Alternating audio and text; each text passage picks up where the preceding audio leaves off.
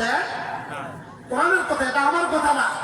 আমার কথা আপনি মানলে মানেন, না মানলে নাই, কিন্তু কোরআন সুন্নাহর কথা না মানলে কোনো উপায়, ঠিক না? আমার কথা আপনি চুরি করে দেন, কিন্তু বাবা কোরআন সুন্নাহর কথা আপনি চুরে ফেলে দিতে পারবেন না। আপনি যদি কোরআন সুন্নাহর কথা চুরে ফেলে দেন তাহলে আপনার ঈমান থাকবে না, ঠিক না? এই জন্য বাবা আমার আল্লাহ ডাকতে বলেন, দুনিয়ার মানুষ, তোমাদেরকে যে কিতাব দিলাম ওই কিতাবের ভিতরে কোনো সন্দেহ নাই। একটা কথা মনে রাখবা, আমার আল্লাহকে যারা ভয় করে ওই কোরআন তাদেরকে দেখে দেখে হুদাল্লিল মুত্তাকিন, তাদেরকে সঠিক রাস্তা দেখায়, তাদেরকে সঠিক পথ দেখাবে। বলেন সুবহানাল্লাহ। আমাদের ভিতরে যদি তাকওয়া না থাকে তাহলে আপনি সঠিক রাস্তা পাইবেন, কোরআন পড়তে পারবেন, হাদিস পড়তে পারবেন, সঠিক রাস্তা খুঁজে পাওয়া যাবে না। এই জন্য বাবা আপনাদেরকে আমি বলতে চাই, ওয়াজ মাহফিল বাড়ছে না কমছে? একটু আওয়াজ দিয়ে। ওয়াজ মাহফিল বাড়ছে, আলেম বাড়ছে না কমছে? বাড়ছে। মাদ্রাসা বাড়ছে না কমছে? বাড়ছে। কিন্তু বাবা মসজিদ বাড়ছে না কমছে? বাড়ছে। সব কিছু বাড়ছে, কিন্তু হেদায়েত বাড়ছে না কমছে? কারণটা কি? মসজিদ বাড়ছে, মাদ্রাসা বাড়ছে, আলেম বাড়ছে, এলেমের চর্চা বাড়ছে, তাহলে হেদায়েত বাড়ার কথা ছিল, কিন্তু হেদায়েত বাড়ে নাই। কারণটা কি? নিশ্চয়ই কারণ আছে কি নাই? এই কারণটাই আজকে বলে ছেড়ে দিল। বাবাজি আমার, কোরআন বলতেছে হুদাল্লিল মুত্তাকিন, আমি কোরআন সবাইকে সঠিক রাস্তা দেখাবো না। ওই ব্যক্তির দুই চোখ থাকবে, দুই হাত থাকবে, দুই পা থাকবে, সুস্থ মানুষ, কিন্তু রাস্তাটা ভুলে যাবে। আছে না এরকম? একদম সব ফিটপাট গেছে পূর্ব দিকে, কিন্তু ভুলে চলে গেছে পশ্চিম দিকে, হয় কিনা? অনেক সুস্থ মানুষ অনেক সময় ভুল করে কিনা? এটা বাস্তব প্রমাণ।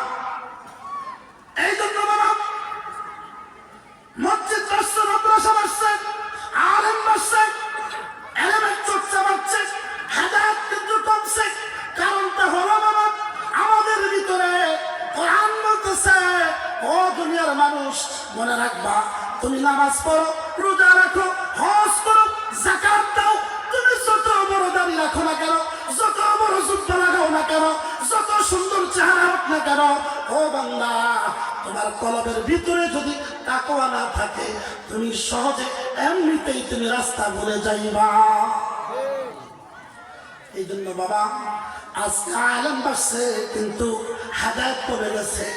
এর ভিতরে একটা কারণ আছে, আল্লাহ নবীর সাহাবীরা যখন নবীর দরবারে, নবীর দরবারে বসতো, নবীর মজলিসের মধ্যে বসতো, তারা দুনিয়ার সব কিছু ভুলে যেত, তারা রাসূলের চেহারার দিকে তাকায় থাকতো।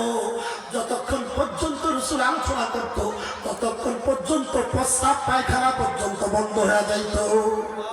ঠিক না? না মিথ্যা কথা বলছি? ও বাবা, কারণটা কি? সাহাবীদের কাছে কি কোরআন ছিল না?